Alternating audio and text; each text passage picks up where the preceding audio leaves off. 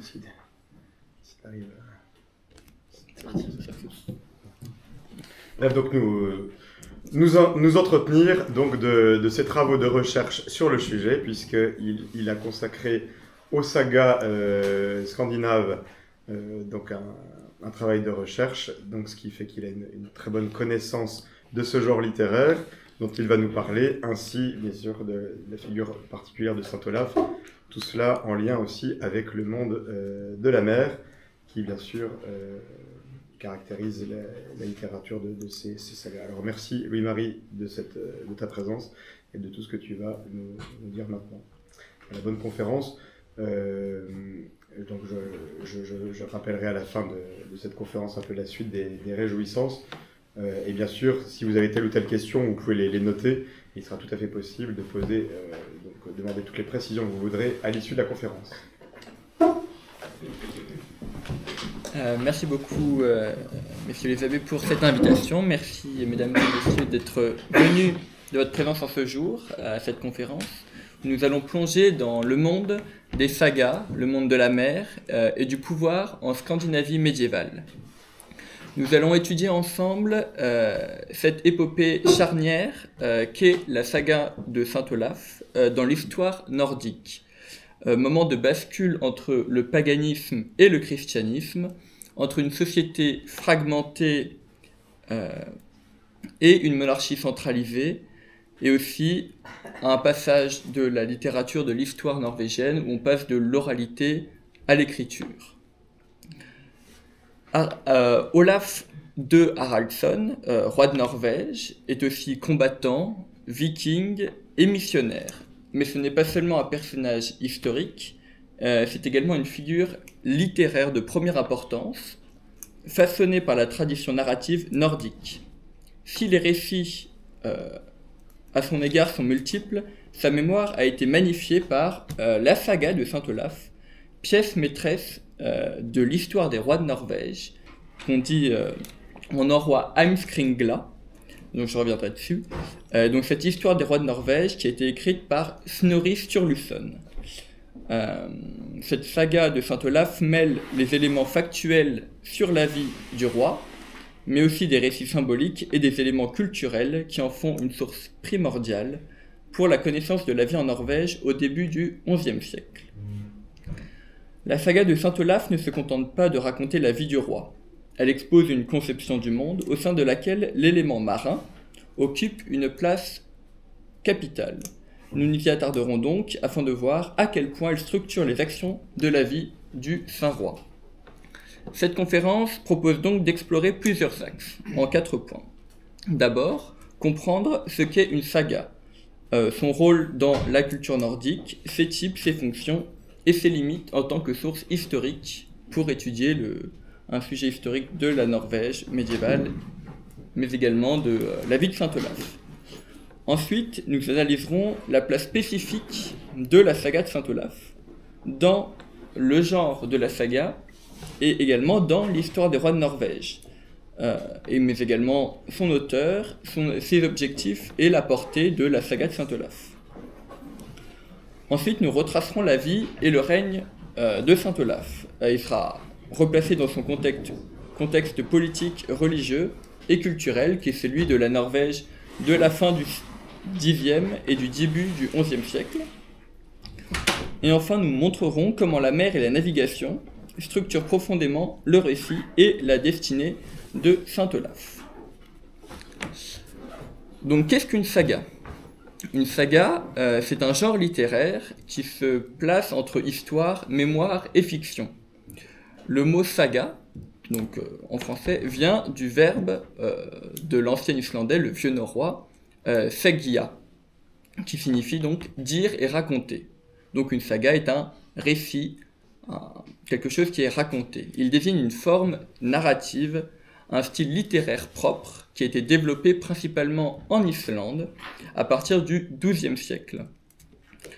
Le terme saga recouvre un large éventail de récits en prose, souvent très structurés, qui s'appuient sur une tradition orale riche et ancienne. Les dites sagas peuvent aussi bien être des récits historiques, semi-historiques, ou mythiques. Ils ont été écrits généralement dans une langue sobre et précise. Leur style narratif est marqué par la clarté, l'absence de digression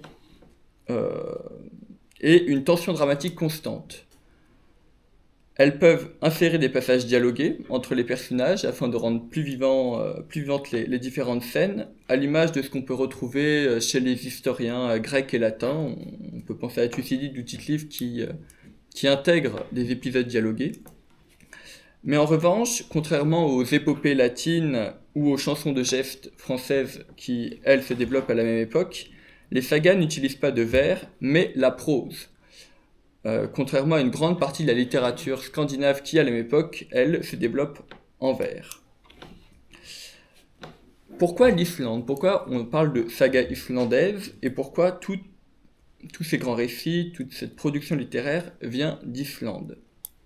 L'Islande, malgré son isolement géographique et sa faible population, a produit l'un des corpus littéraires les plus riches du Moyen-Âge. Si ce n'est le plus riche en proportion de sa population. Ce phénomène, que les historiens, notamment Régis Boyer, ont appelé le miracle islandais, s'explique par plusieurs facteurs. D'abord, la société islandaise est une société qui, jusqu'au XIIe siècle, est une société sans roi. C'est avec une élite cultivée constituée en clans familiaux, des clans familiaux qui se regroupent pour le gouvernement de l'île, mais ces différents clans familiaux qui désirent une conservation, une transmission des différents récits des différentes familles et des origines de chaque clan, et donc transmettre d'abord oralement les récits de ces grandes familles, et ensuite la mise à l'écrit, quand l'écrit arrivera. Une tradition juridique très développée, qui encourage la mémorisation des faits et des lois.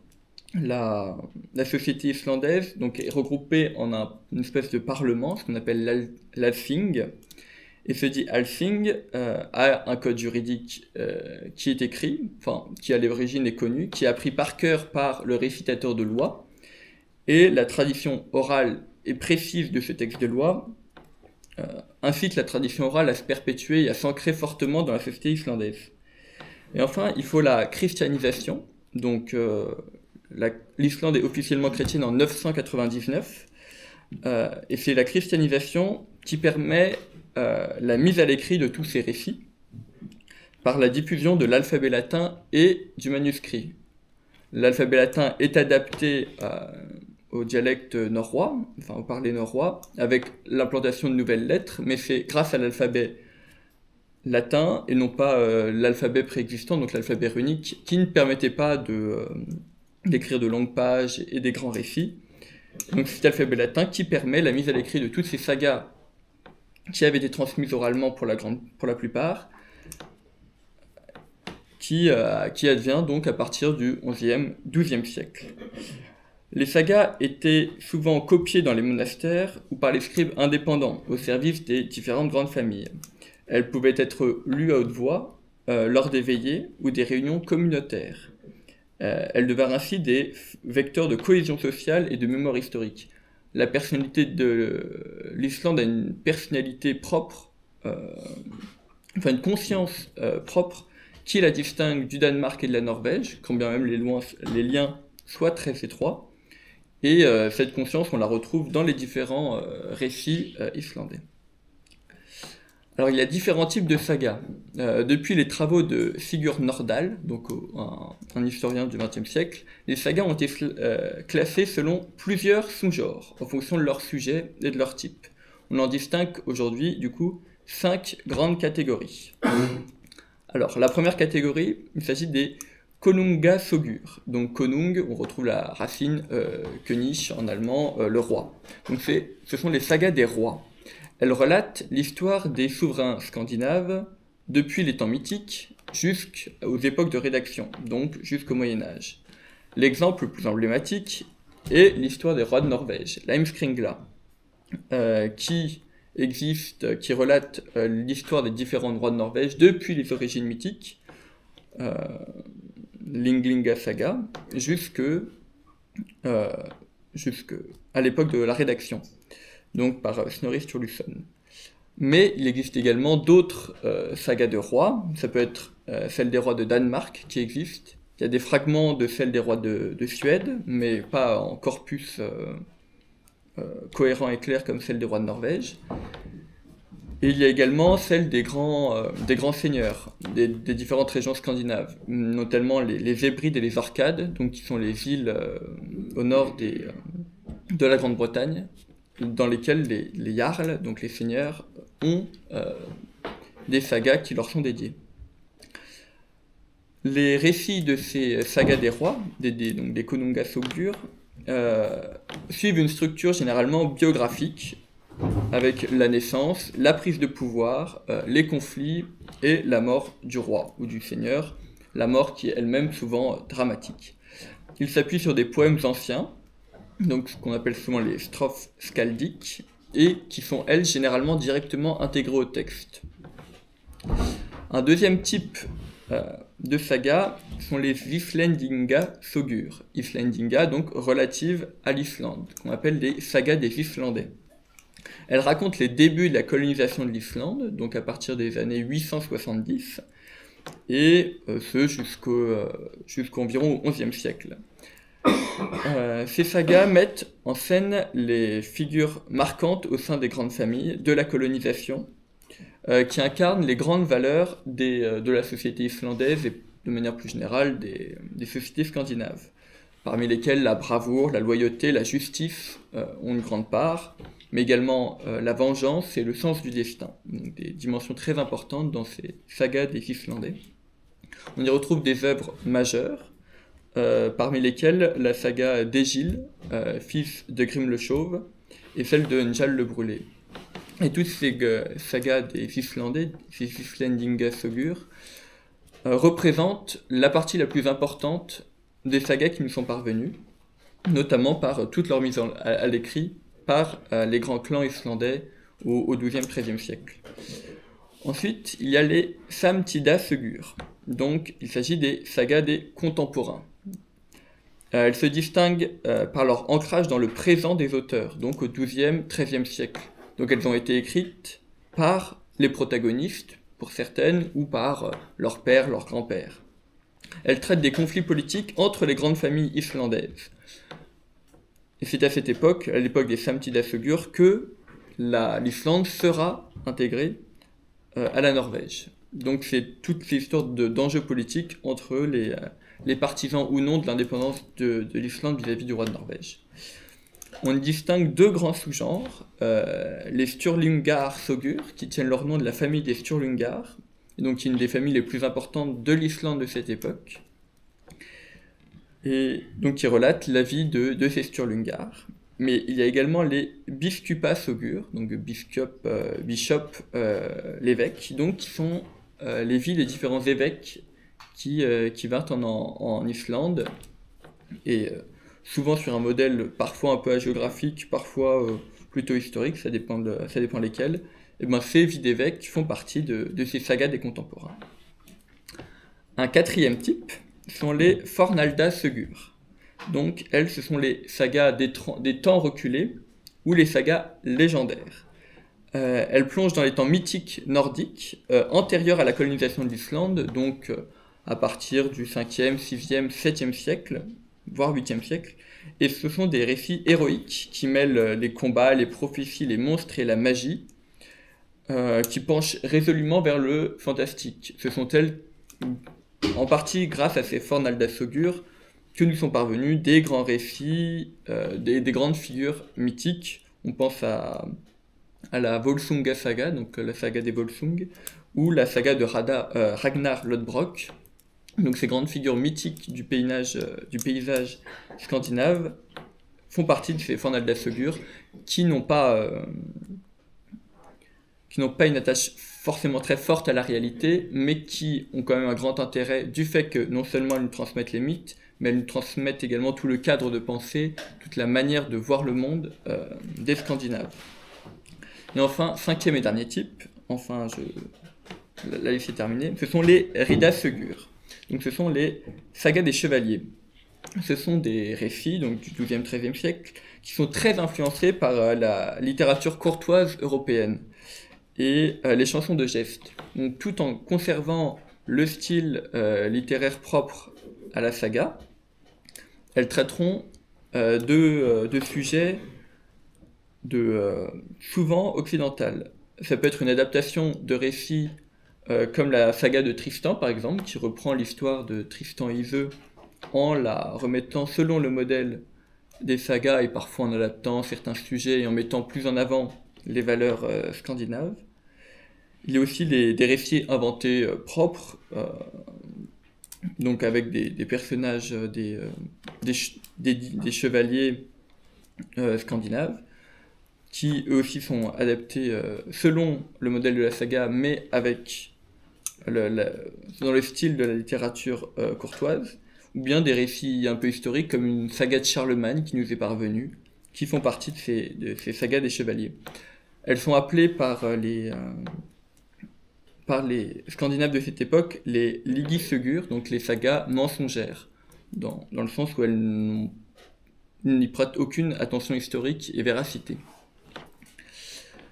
Donc ces différents types de sagas sont essentiels dans l'étude de la Scandinavie médiévale. Ce ne sont pas des récits purement factuels, bien sûr. Leur valeur historique repose sur une lecture critique qui tient compte de leur élaboration et de leur style différent. On ne lit pas une saga de roi comme on peut lire une saga des temps anciens, une saga légendaire. Et il faut aussi prendre en compte la distance entre une saga de roi qui traite d'un roi légendaire du 6e siècle et un roi contemporain. Pour les sagas historiques, celles les plus historiques comme les sagas d'Islandais ou les sagas des contemporains et des rois, elles racontent tout de même les événements du 10e au 12e siècle, tout en étant rédigées au 13e siècle. Donc il y a quand même pour celles qui sont entre guillemets les plus fiables historiquement, une distance entre la rédaction et les événements qu'elle relate. Elles offrent cependant des informations précieuses sur les structures sociales, les valeurs, les pratiques juridiques et la vision du monde des sociétés nordiques. Elles sont aussi des constructions idéologiques. Les auteurs médiévaux sélectionnent, adaptent et inventent des éléments pour répondre à leurs propres enjeux de leur époque. À l'époque de Snorri Sturluson, il s'agit du coup de la colonisation de l'Islande par la Norvège. Et donc, les propos sur la consolidation monarchique, la christianisation et l'affirmation de l'Église au sein de la Norvège répondent aussi aux enjeux de l'Islande de la même époque. Un terme que j'aimais bien utiliser était de dire que tout ce qui était dit dans les sagas, même les sagas de rois, même de celles de Saint Olaf, n'était pas forcément probable, dans le sens où tout n'est pas forcément advenu. Mais pour les sagas les plus historiques, en tout cas, les éléments sont probants. C'est-à-dire que s'ils les relatent comme des faits historiques, il est fort probable que cela ait pu se passer ainsi. Et il ne faut pas forcément y attacher une valeur très importante en tant que fait historique, c'est dans la mentalité, la possibilité, notamment sur tout ce qui relèvera de la mer. Ce n'est pas forcément le cas que Saint Olaf ait traversé en l'an 1027 le Trøndelag avec tant de bateaux, tant d'hommes, mais c'est surtout la possibilité du coup, dans les mentalités, que un roi peut traverser avec tant de bateaux, avec tant d'hommes, et que ces 10 bateaux naviguaient de cette manière. Et donc les éléments ne sont pas forcément vrais, mais en tout cas, nous donnent plein d'informations sur les Scandinaves et leur manière de voir le monde. La saga de Saint Olaf ne se contente pas ainsi de raconter la vie d'un roi. Elle participe à la mise en récit du passé, au service, pour Snorri Sturluson, d'un ordre chrétien et monarchique en pleine affirmation dans l'Islande du XIIIe siècle. Nous allons maintenant aborder la question propre de l'histoire des rois de Norvège et de la saga de Saint Olaf. La saga de Saint Olaf occupe une place très importante dans les sagas royales. Elle constitue le cœur de la saga des rois de Norvège, qui est, elle, la Heimskringla, du coup, une compilation de sagas royales qui ont été rédigées au XIIIe siècle et qui ont été attribuées, du coup, à Snorri Sturluson. L'ouvrage Heimskringla, enfin le titre de l'ouvrage, tire son nom des deux premiers mots, donc l'orbe du monde, le cercle du monde, donc les deux premiers mots de l'histoire des rois de Norvège, qui essayent de décrire l'entièreté de l'histoire de la Norvège, depuis ses débuts mythiques jusqu'à l'époque contemporaine de l'auteur. La saga de Saint Olaf est non seulement la plus longue de toute l'œuvre, malgré le règne relativement court de Saint Olaf, mais également la plus élaborée sur le plan stylistique. Elle raconte la vie, le règne de Saint Olaf, son exil, sa mort en 1030 et sa canonisation et sa vénération dans les années qui suivirent sa mort. Snorri Sturluson y déploie un récit à la fois politique, spirituel et dramatique, où Olaf devient le modèle du roi chrétien, saint et réformateur, qui est le point d'équilibre, donc Saint Olaf, dans une Norvège qui est en voie d'unification. La saga de Saint Olaf avait même été rédigée préalablement à l'ensemble des rois de Norvège, de la saga des rois de Norvège, qui n'a donc pas été écrite de manière linéaire et chronologique, du premier jusqu'au dernier. Mais Snorri Sturluson aurait commencé par la saga de Saint Olaf, qui en est du coup vraiment le cœur, et ensuite il a rédigé donc, les parties antérieures et postérieures. Qui est ce fameux Snorri Sturluson dont je parle depuis maintenant quelques instants? Snorri Sturluson, qui vécut de 1179 à 1241, donc un auteur du début du XIIIe siècle, est une figure majeure de la vie intellectuelle et politique de l'Islande médiévale. Il est issu d'une famille aristocratique et il a été formé à la culture juridique et poétique de son temps. Il occupa des fonctions importantes au sein de l'Althing, du coup l'assemblée des grandes familles islandaises, et entretint des relations étroites avec la cour royale norvégienne. Son œuvre est composée de plusieurs chefs-d'œuvre majeurs, parmi lesquels on retrouve donc la saga d'Egil, fils de Grim le Chauve dont j'ai parlé précédemment, mais également l'histoire des rois de Norvège, mais également l'Edda poétique, donc un grand traité de poésie et de mythologie scandinave par lequel nous sont parvenus de nombreux mythes nordiques, donc grâce à Snorri Sturluson. Son œuvre révèle un auteur non seulement très talentueux et connaisseur des modèles poétiques, puisqu'il est capable d'écrire lui-même un traité de poétique, mais il est également conscient des enjeux historiques et politiques de son temps. Il est lui-même un homme politique. En tant qu'auteur, il n'est pas simple chroniqueur de son époque, il construit, interprète et agence ses sources dans une narration cohérente. C'est grâce à lui que nous sont parvenus non seulement nombre d'éléments sur la vie des rois de Norvège, par son histoire des rois de Norvège, mais aussi sur les mythes nordiques et sur la vie de certaines grandes familles islandaises.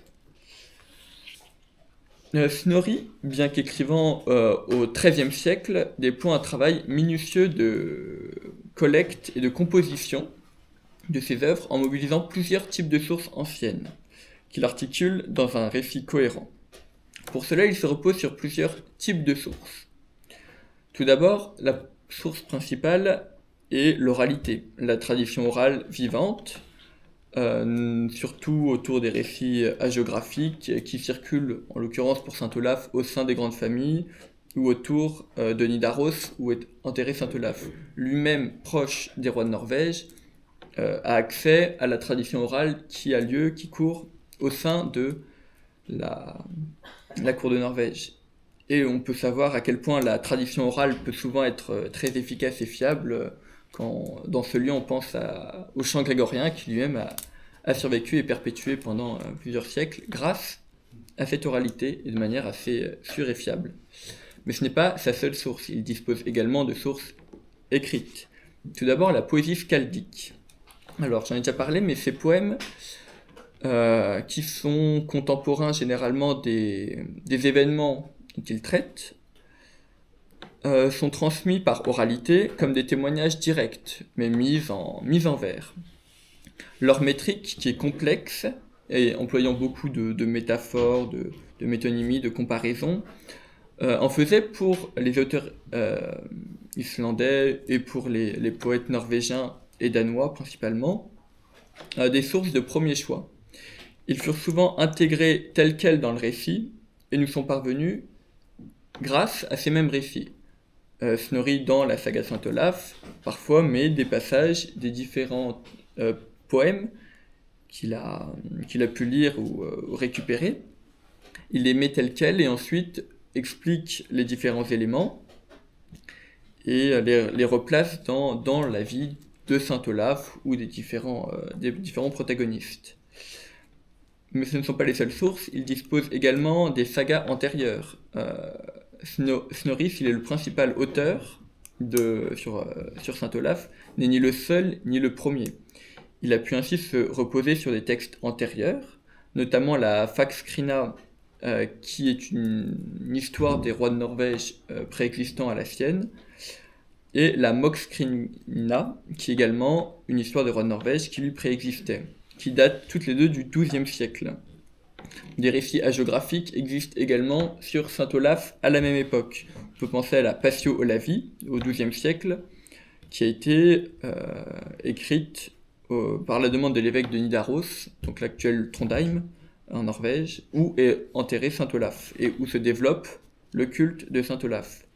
Il y a également un autre récit qui est nommé la plus ancienne histoire d'Olaf le Saint, à défaut d'avoir trouvé un nom plus pertinent, qui date également du XIIe siècle. Et grâce à toutes ces sources qu'il peut compiler à droite à gauche, Snorri effectue un travail de composition en sélectionnant, agençant le récit selon une logique qui lui est propre, lorsqu'il travaille à la cohérence du récit. Son récit est chronologique, ce qui n'est pas forcément le cas de tous les récits qui lui préexistaient.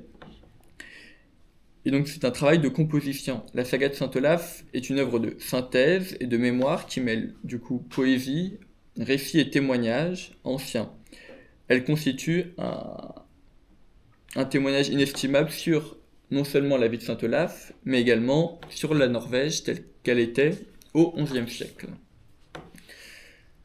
Après avoir vu du coup les différentes sagas, et en particulier la saga de Saint Olaf, nous allons enfin nous pencher sur le protagoniste de cette saga, du coup sur Olaf II. À l'époque, au Xe, XIe siècle, à l'époque où il a régné, la Norvège est encore une société fragmentée et en transition, marquée par une organisation politique complexe et une forte diversité culturelle régionale. Le territoire norvégien est constitué d'un ensemble de régions dominées par des chefs locaux, qu'ils soient des jarls, des lendmen ou des petits rois, des ducs, qui exerçaient le pouvoir sur leur domaine. L'autorité centrale en Norvège, à l'époque où Saint Olaf arrive au pouvoir, n'existe pas, elle est très limitée. Le concept de royaume, tel qu'on pourrait le comprendre à cette époque ou à la nôtre, est embryonnaire. Et le système repose davantage, en Norvège, sur un modèle tribal, où le pouvoir repose sur des alliances personnelles, sur la fidélité et la clientèle.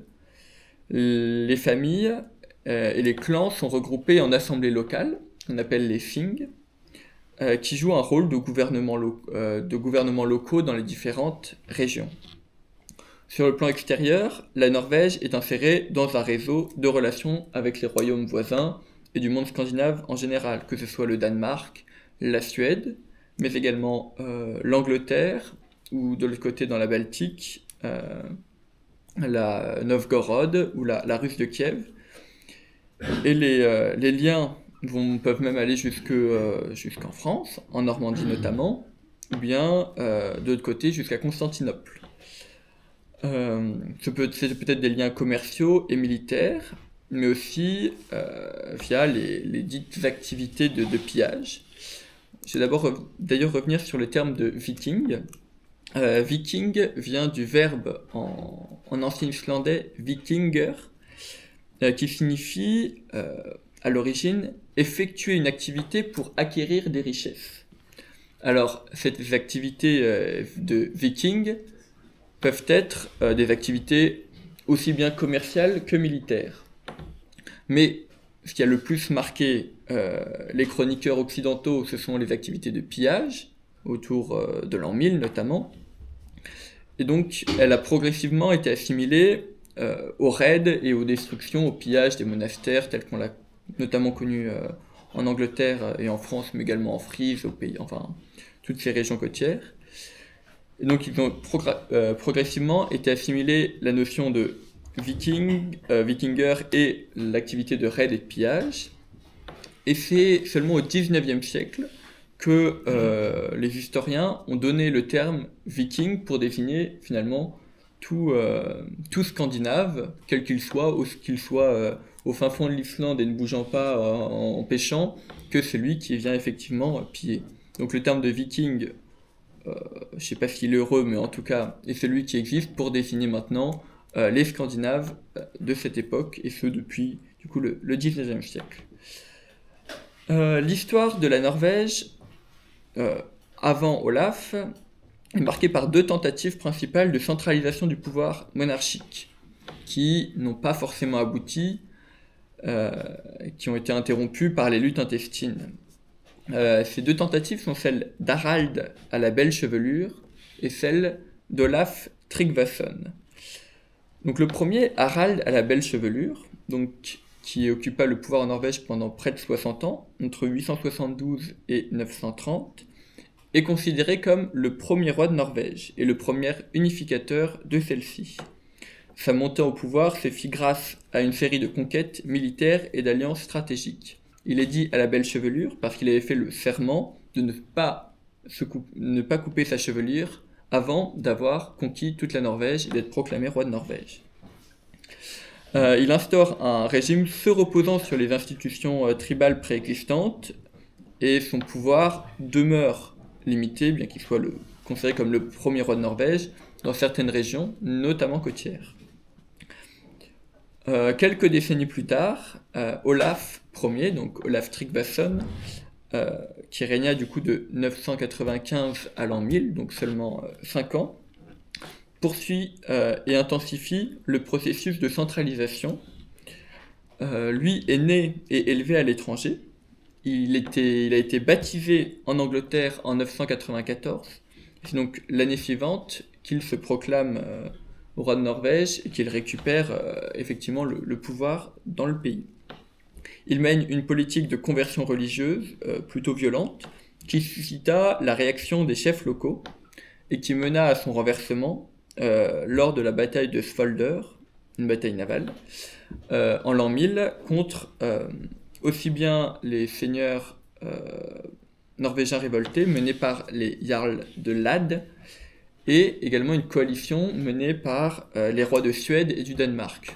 On voit bien que les pays ne sont pas étrangers les uns des autres et vivent en connexion les uns avec les autres et interviennent dans les querelles politiques. Et à la mort d'Olaf Tryggvason, le pouvoir se redivise entre les différents jarls, et donc l'unité du pouvoir du roi de Norvège est brisée.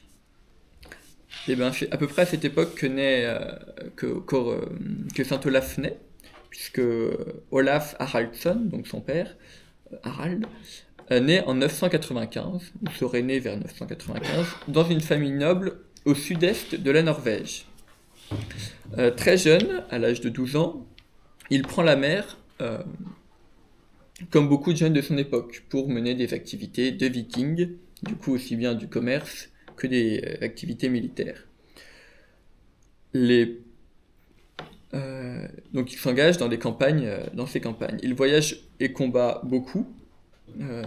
Tous ces combats sont retracés dans son histoire, que ça soit aussi bien en Baltique, mais également en Angleterre, en Frise et en France. Il serait allé jusque dans le Poitou. Et c'est vraisemblablement en 1014 qu'il aurait été baptisé par l'archevêque de Rouen, donc Robert le Danois, qui était le frère du duc de Normandie Richard II à cette époque. Et donc Olaf aurait reçu le baptême en 1014 dans la cathédrale de Rouen. À son retour en Norvège, en 1015, il est donc jeune, il a 20 ans, Olaf profite de la fragmentation du pouvoir entre les différents chefs locaux et de l'absence d'un pouvoir unique pour se proclamer roi. Lui-même est fils d'un roitelet local, enfin d'un seigneur, mais n'est pas descendant d'Harald à la belle chevelure ou de Olaf Tryggvason. Ce n'est pas par son hérédité qu'il devient roi. Il est proclamé roi lors d'une assemblée à Nidaros, donc Trondheim actuel, en 1015. L'année suivante, il emporte la bataille de Nefjar, une bataille navale, sur les Jarls de Lade, donc les principaux artisans de la chute de Olaf Tryggvason. Et cette victoire lui permet de consolider son autorité et faire de lui le premier homme du pays. Dans les années suivantes, il assure son contrôle sur les différentes régions de la Norvège et peut ainsi être considéré véritablement comme roi de Norvège. À la tête du pays, il mène une politique de centralisation en Norvège. Il impose des représentants dans les districts, il réforme le droit, il organise des assemblées, il supprime les anciennes structures tribales. En fait, il s'inspire beaucoup du modèle de centralisation tel qu'il pouvait exister en Angleterre, qu'il a pu voir, ou en France, enfin en Normandie. Et même si pour nous, le Xe siècle, enfin le XIe siècle n'est pas forcément une période de grande centralisation pour les pouvoirs en Occident, le pouvoir est quand même symboliquement beaucoup plus centralisé que ce qui existait en Norvège à l'époque. Il agit ainsi aussi en roi chrétien. Il supprime les anciens cultes païens, qui étaient encore très présents, notamment dans les régions au nord, parce que l'évangélisation est venue principalement par le Danemark et le Saint-Empire, donc l'Allemagne, et donc plutôt dans les régions sud, et c'est au nord que le culte païen est encore très présent. Ils fondent également de nombreuses églises et fondent des évêchés. Mais ces réformes et son autorité suscitent des oppositions parmi les grands chefs et les seigneurs locaux. En 1028, une coalition de seigneurs norvégiens, qui est soutenue par le roi danois Knut le Grand, qui est très connu pour faire partie des deux rois qui ont régné aussi bien sur le Danemark que l'Angleterre, donc un royaume conjoint. Et donc cette coalition entre les rois certains seigneurs norvégiens et Knut le Grand le contraint à l'exil. Il se réfugie alors à Novgorod, à la cour de Yaroslav. Il s'y réfugie pendant 1 an et demi, 2 ans, et il profite de l'absence de Knut, qui est reparti en Angleterre pour s'occuper de son second royaume, pour essayer de reconquérir le trône, donc en 1030. Mais il est vaincu à la bataille, cette fois-ci terrestre, de Stiklestadt, où il trouve la mort. Et donc c'est la fin de la vie de saint Olaf en 1030. La figure de saint Olaf est indissociable de la christianisation de la Norvège. Si la foi catholique avait déjà préalablement été introduite, notamment par les missionnaires, ou bien par donc Olaf Tryggvason, qui avait déjà entrepris une première conversion du pays, c'est grâce à lui, c'est sous son règne que l'Église, avec un grand E, prend véritablement pied dans le pays. L'Église qu'on peut entendre en tant qu'institution avec des évêques et des prêtres. Il se positionne comme le champion de la nouvelle foi et fait venir du coup ses missionnaires, construire des églises et promulguer des lois chrétiennes tout en abolissant les pratiques et les cultes païens. Cette politique fit aussi des mécontents, qui le mena en partie à sa chute, mais il n'y a pas que la question religieuse qui le conduisit à sa chute, puisque c'est également la question de la centralisation politique qui lui a porté préjudice. Cependant, c'est cette même chute qui contribua à construire sa figure de saint. Sa dépouille fut récupérée intacte en 1031, enfin intacte selon les récits, et de nombreux miracles ont été rapportés. Sa dépouille a été ramenée à Nidaros, où un véritable culte a commencé à se développer.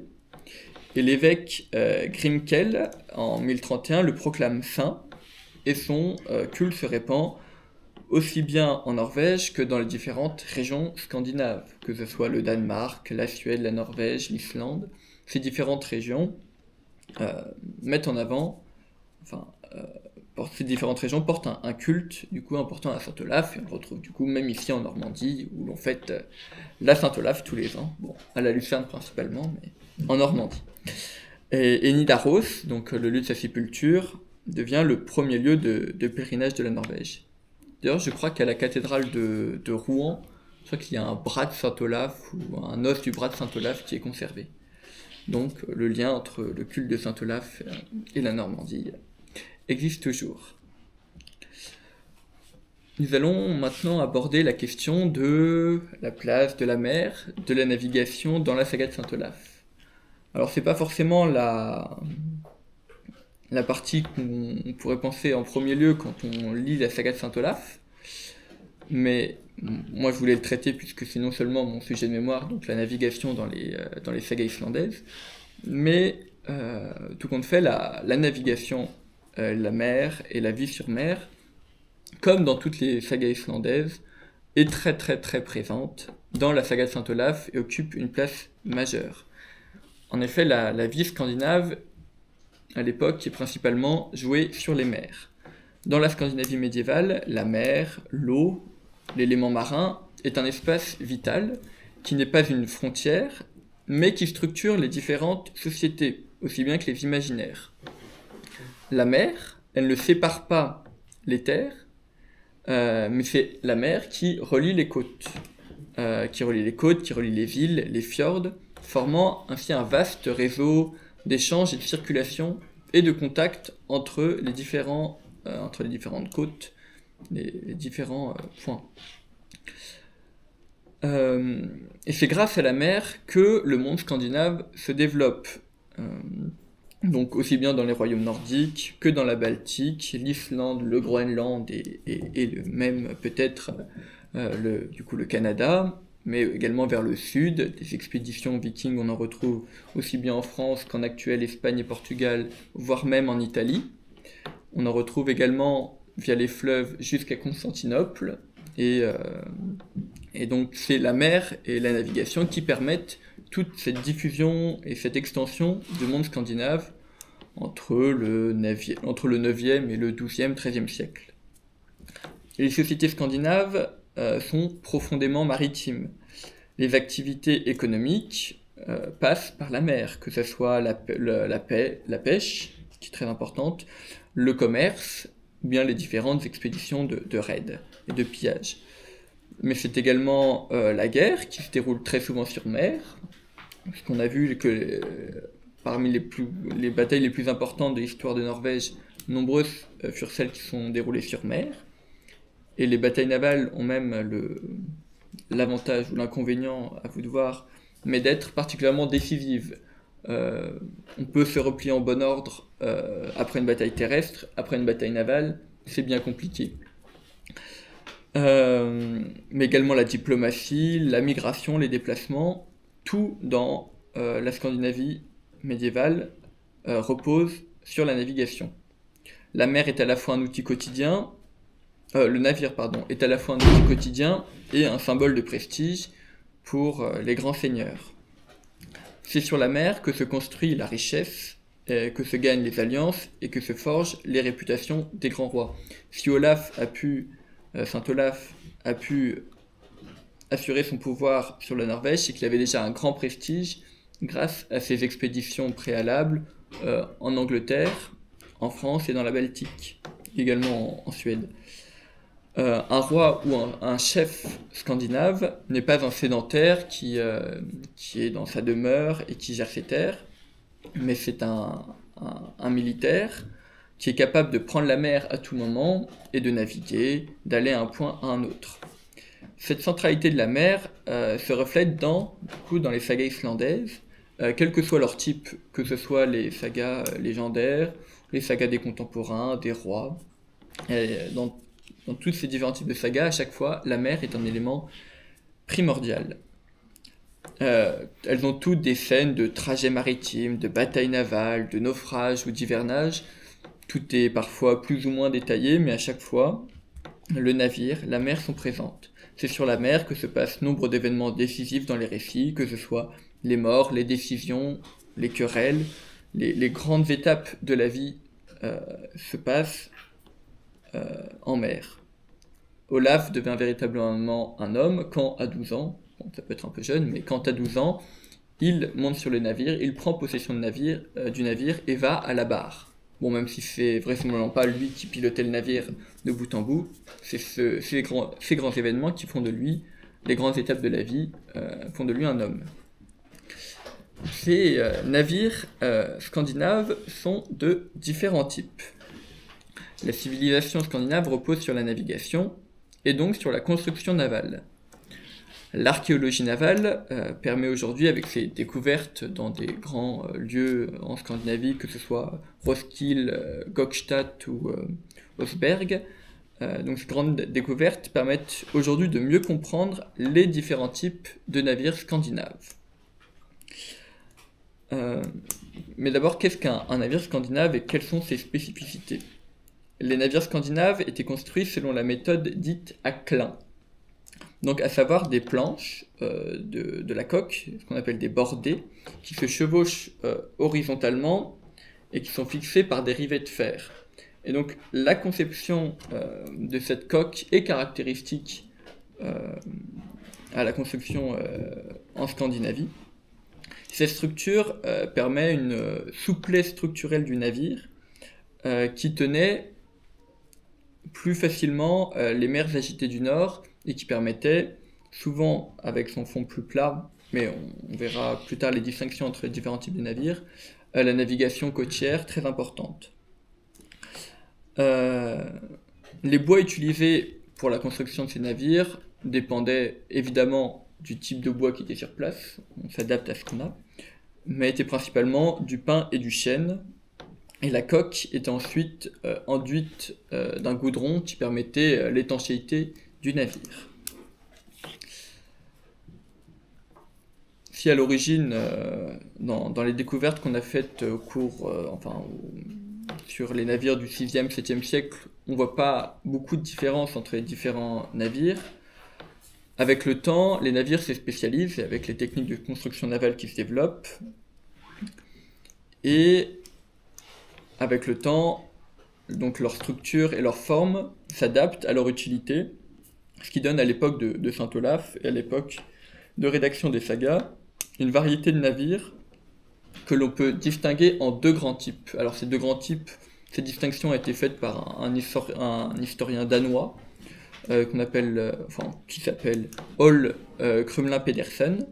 Et donc ces deux grands types de navires sont les navires de guerre et les navires de commerce. Alors les navires de guerre sont nommés des langskip, donc langskip qui sont les longs navires. Donc ce sont des navires qui sont conçus pour la rapidité et pour le transport de troupes. Ils étaient souvent longs et étroits et combinaient aussi bien une voile carrée que des rames donc ils sont deux modes de propulsion différentes. Ils sont peu profonds et permettaient ainsi de remonter les fleuves et de longer les côtes pour des raids rapides. Les plus grands sont nommés les skeid, tandis que les plus petits, les snegja. Donc ce sont les termes qui sont employés. Et certains étaient ornés à la proue du coup d'une figure sculptée, celle qu'on a tous dans nos imaginaires, qui sont nommés les dreki. Alors dreki parce que dreki, dragon, et souvent c'était des têtes d'animaux légendaires, souvent des dragons. Et donc on a donné au nom des navires de guerre qui étaient ornés d'une figure de proue le nom de dreki, ou parfois ils sont même traduits en français dragon directement. Et donc c'est ce dreki qui s'écrit D-R-E-K-I, reconstitué, qui a donné notre actuel drakkar, qui lui s'écrit avec 2 K A-R, et qui désigne maintenant tout type de navire scandinave.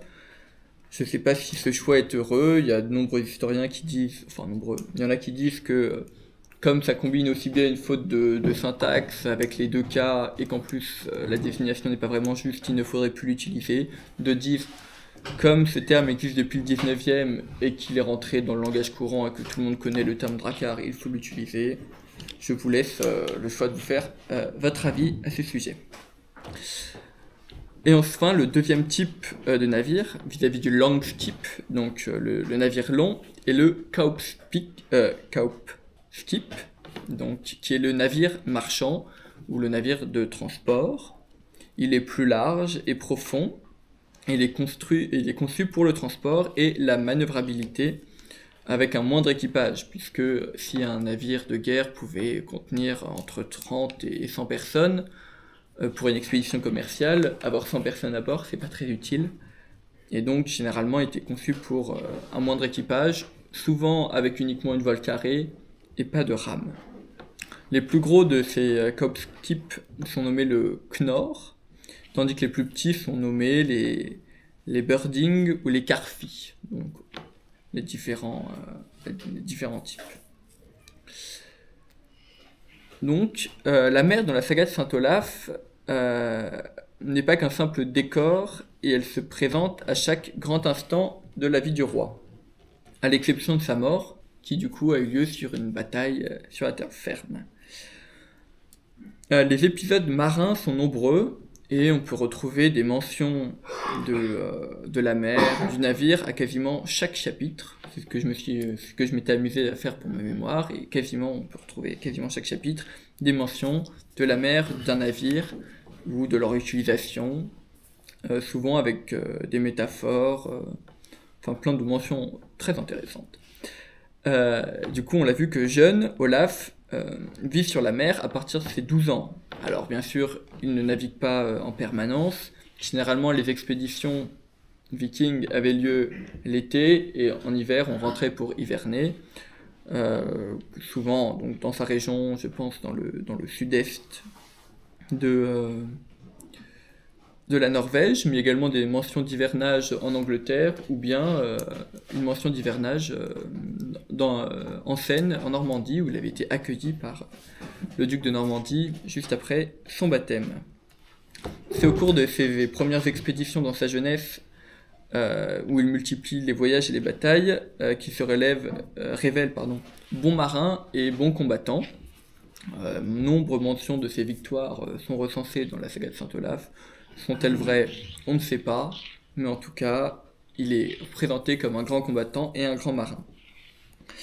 De retour en Norvège en 1015, il part de l'Angleterre, et son voyage est détaillé, où on explique qu'il laisse ses navires de guerre, donc c'est deux Langskip, c'est Langskip qu'il avait pour mener ses différentes expéditions, pour monter sur deux Knorr, donc les navires de transport et de commerce, qui tiennent mieux la haute mer que les navires étroits et fins qui sont beaucoup plus ballottés par la mer. Donc il monte sur deux Knorr, et ensuite entreprend la traversée de la mer du Nord. Et c'est au cours de cette traversée qu'il fait face à une tempête, mais grâce à ses talents de grand marin et à son équipage valeureux, le roi Saint-Olaf arrive à mettre quand même pied en Norvège. C'est d'ailleurs à cette époque qu'il était encore nommé Olaf le Gros. Alors le Gros n'est pas forcément péjoratif dans la bouche des Norvégiens de l'époque et des Islandais de l'époque, puisque c'est justement signe d'opulence et de puissance. Alors nous, ça peut nous prêter à rire, mais voir arriver un grand Norvégien gros, généralement, ça faisait plus peur que rigoler à l'époque. C'est grâce à une bataille navale en 1016, du coup à Nefjar, qu'il oppose au Jarl de Lade, que Olaf parvient à prendre véritablement pouvoir en Norvège. Et Snorri Sturluson détaille longuement dans son récit cette bataille de Nefjar, avec les forces en présence, le nombre de navires, les stratégies qui sont employées, même les discours préalables, donc, retraçant vraiment ce que pouvait être une bataille navale à l'époque, donc avec toute sa dimension aussi bien de stratégie, mais également toute sa cruauté et les pertes terribles qui arrivent, puisque après une bataille navale, généralement, qui n'avait pas toujours lieu près des côtes, mais une certaine distance, souvent les navires qui étaient coulés ou les hommes qui tombaient à la mer n'étaient pas récupérés, et donc les pertes en bataille navale sont quand même bien plus importantes, et c'est pour ça qu'elles sont plus décisives que les batailles sur terre. Ensuite, dans les années de règne d'Olaf, donc entre 1015, 1016 et 1028, Olaf sillonne le pays du nord au sud afin d'affirmer son autorité et son pouvoir. Ses différents trajets sont détaillés par Snorri Sturluson. Et que ce soit ses expéditions dans le nord, dans l'Oppland, enfin dans les différentes régions, à chaque fois, quasiment, à part quand c'est pour partir à l'intérieur des terres, c'est via la mer que ces déplacements sont faits. Et même ses relations, non pas avec la Suède, avec le roi de Suède, qui, elle, passe souvent par la terre, étonnamment, mais ses relations avec Knut, du coup le roi de Danemark, sont bien évidemment des relations maritimes. Enfin, son exil se fait par la mer, puisque quand il part de Norvège pour rejoindre Novgorod, donc l'est, enfin dans l'est, dans la Baltique, c'est via la mer. Son retour se fait également par la mer. Ses relations avec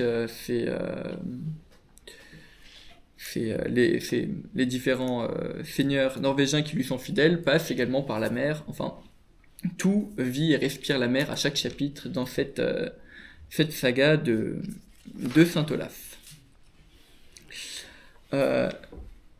Pour conclure, on voit que la saga de Saint Olaf, dans cette histoire des rois de Norvège, constitue une source essentielle pour comprendre la Norvège du XIe siècle et les représentations du pouvoir en Scandinavie médiévale. À travers ce récit de l'histoire de Saint Olaf, nous avons vu comment la figure d'Olaf, Olaf II, a été construite à travers, par la croisée de l'histoire, de la politique et de la religion. Donc autant d'éléments différents qui s'imbriquent et qui construisent ce récit par Snorri Sturluson. Cette saga illustre à la fois la volonté de forger un pouvoir centralisé et chrétien en Norvège par un de ces grands rois unificateurs du pays. Elle permet aussi de mieux comprendre le rôle structurant de la mer dans les sociétés scandinaves, tant du point de vue des mobilités que des affrontements et des logiques d'alliance. Enfin, nous avons pu interroger la saga comme genre, qui est à la fois un récit littéraire, qui est structuré par des codes, avec notamment la prose,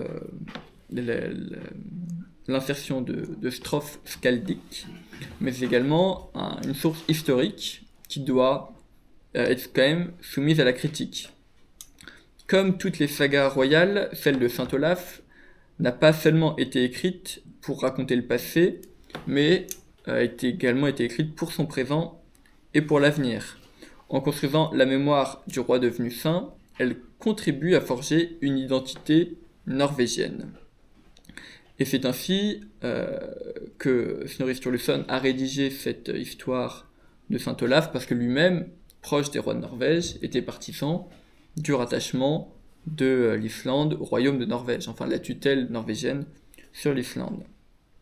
Et c'est grâce à ces récits comme la saga de Saint Olaf qu'aujourd'hui encore, la figure d'Olaf continue d'être connue et que sa mémoire est encore ancrée dans la Norvège, puisqu'elle fait partie, Saint Olaf fait partie des grands rois norvégiens et des grands saints qui ont contribué à forger l'identité norvégienne.